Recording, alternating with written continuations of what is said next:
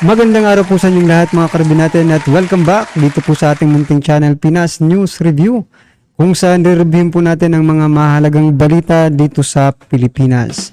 Mga simpleng komento sa mga issue dito sa Pinas at eto nga mga karabin natin, kapapasok lang, grabe, nagwala na, kasabuat ni Tamba, kumpirmado na. Nako, Senator Aimee nabigla, PBBM MVP Sara naiyak. Yan mga karabin natin ang ating alamin. Mula po rito sa channel ni News PH, yan mga karabin natin, nasa description po ang full video link ng balitang ito. Subscribe na po kayo kay News PH. At kung bago ka pa lang at dito po nakapag-subscribe sa ating munting channel, please don't forget to subscribe.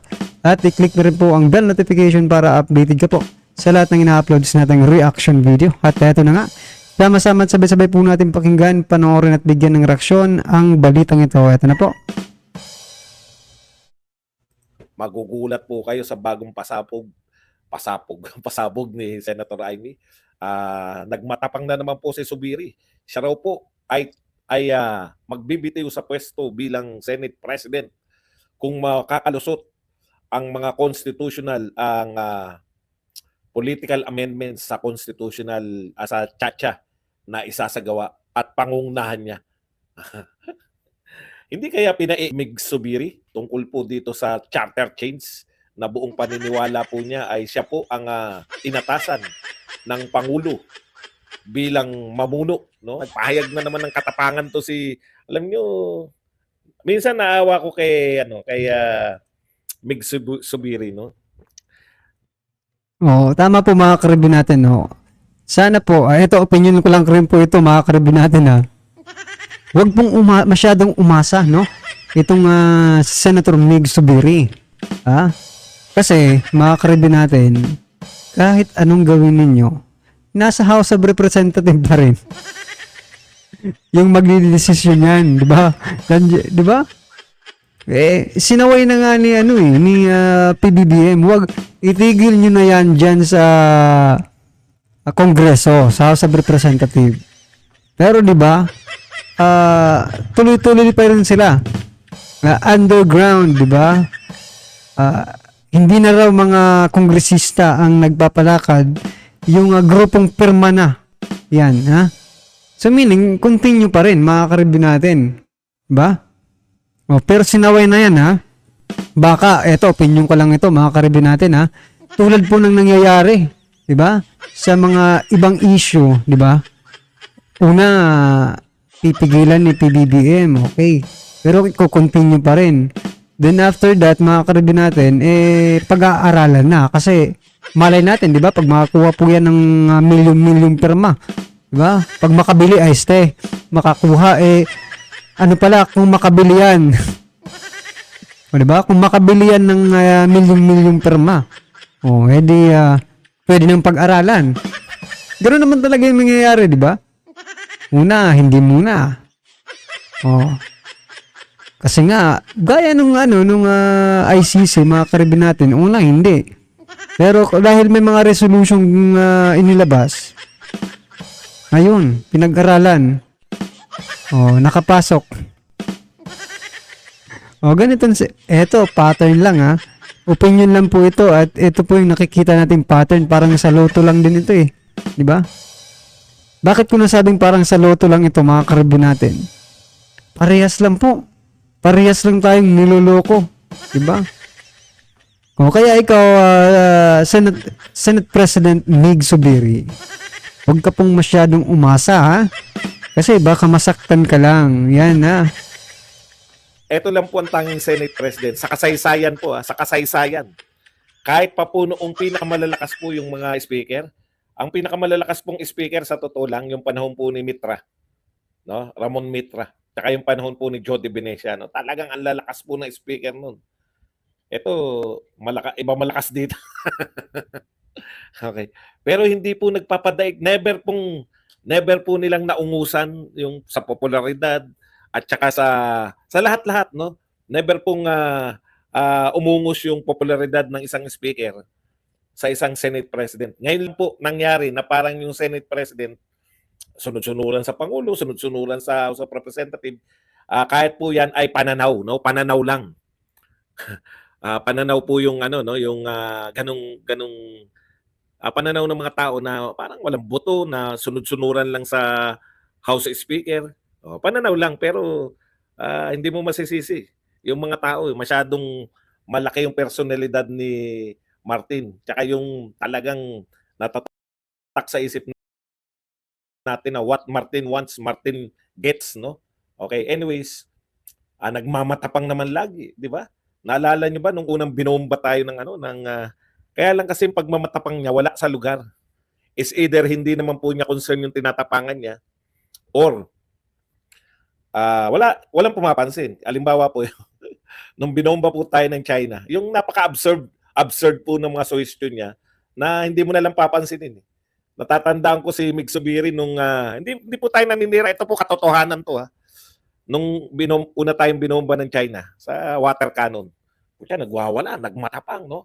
Ang panawagan niya kagad, i-boycott daw lahat ng produkto ng China. Is either pagtatawanan mo lang dahil imposibleng maganap. Pucha, kung i-boycott mo lahat ng produkto ng China, walang matitira sa bahay mo. 90%. Baka mahigit pa eh. Baka mahigit pa 90% yung lahat ng ating produkto ay made in China, no? Kaya nakakatawa, di ba? Wala sa hulog. Yung mga pronouncement na ganyan na wala sa realidad. Sinong makikinig sa'yo? Sino susunod? Pucha, pag i-boycott natin, wala na tayong bibilin. Miski yung plastic yata na lalagyan ng pagkain natin. Real talk po yan. Tapos eto, nagchachacha na ron, may People's Initiative na, nagkakagulo na, no? Wala pa siyang sinasabi.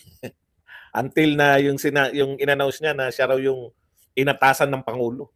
Inuulit-ulit niya yun. Nakala niya nakakataas ng kanyang pagiging Senate President yun.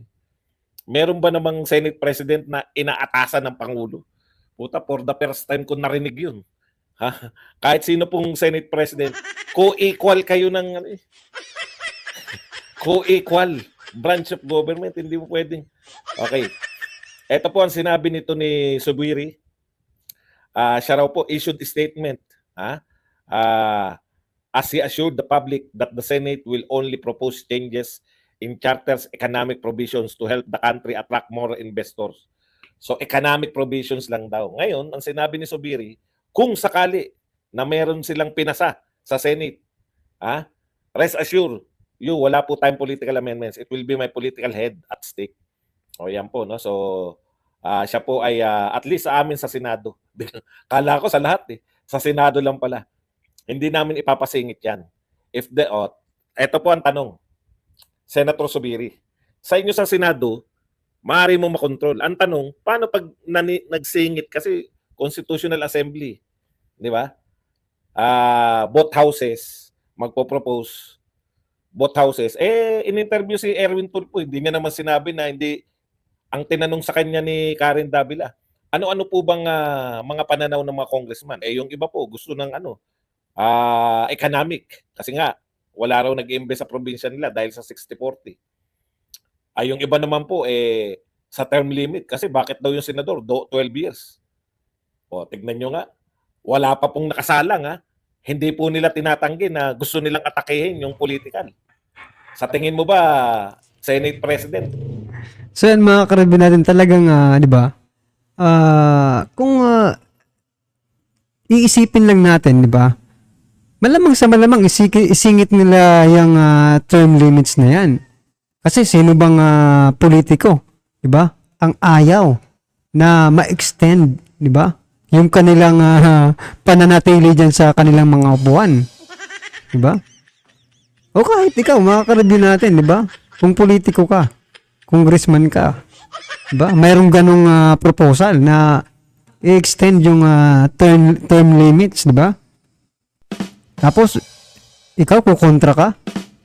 Aba, parang hindi ka politiko. Magagalit sa'yo yung mga ano mo. Di ba? Magagalit yung malaking tae dyan. Kaya nga, mga karibin natin kapag hindi ka po sumunod, baka magaya po. Itong, for example lang yung mga congressman dyan na talagang may mga balls, di ba? ano talaga sila. Pero, di ba? Baka magaya sila kaya Congressman Paulo Duterte na 25% na lang ibinigay na na pondo. Ikaw kung matalino kang politiko, talagang sasang-ayon ka, di ba? No choice eh. Maniniwala ang taong bayan sa iyo na susunod sa iyo mga congressman? Paano pag nag-propose sila ng political, paano mo pipigilan? Yan ang tanong eh, di ba? Sinasabi mo, pag nag-political kami, kasi pinagmamalaki nila, ito economic lang to ha. Pag nag-political lang Senate, bababa ako sa pwesto.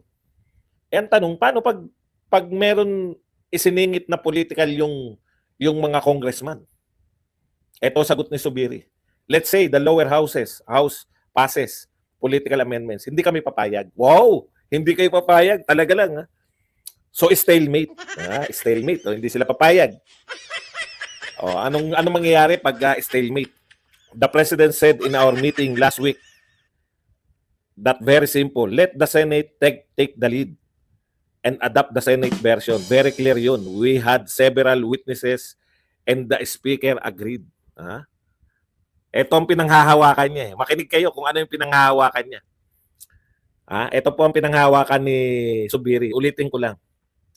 The President said in our meeting. Pinanghahawakan niya po yung salita ng Pangulo. Ang problema nga lang mga karibin natin, di ba? Kasi po yung ating eto, opinion lang yan naman, mga karibin natin, bakit patawag tayo sa Malacanang? Diba, ang Pangulo po natin ay parang walang isang salita. Paano natin nasasabi yan? Doon na nga lang sa ICC, di ba? Napaka-strong, di ba, ng kanyang statement nung una na hindi papapasukin sapagkat gumagana naman ang ating justice system. Di ba? At nakakahiya po sa ating mga kapulisan, di ba? Pero, nagbago po yung isip, mga karibin natin, kasi may mga resolusyon na ipinasa, no? Diyan sa House of Representatives. 3 atang House resolution yun eh. Yan. Ano na yan? Evidence, mga karibin natin, na wala talagang isang salita ang ating Pangulo. Hindi po siya nagsasalita ng tapos. Diba? Yun na lang. Hindi na lang walang isang salita. No, hindi po siya nagsasalita ng tapos. Sapagkat nagbabago po ang kanyang pag-iisip. 'Di ba? Sa mga bagay-bagay, depende po 'yan, no? Depende po sa kanilang pananaw. Alright? Ano po ang inyong masasabi diyan? Yan po yung pinanghahawakan ni Senate President Mig Zubiri. Yung salita po ni PBBM na Senate will take the lead, di ba? So, yan po yung ano niya. Yan po yung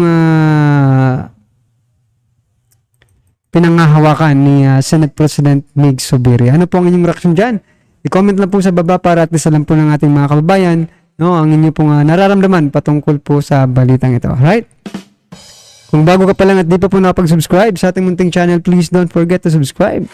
At i-click na rin po ang bell notification para updated ka po sa lahat ng ina-uploads nating reaction video. At wag din pong kalimutang mag-subscribe kay News PH. Yan nasa description po ang full video link ng balitang ito. Subscribe na po kayo kay News PH. Maraming salamat po.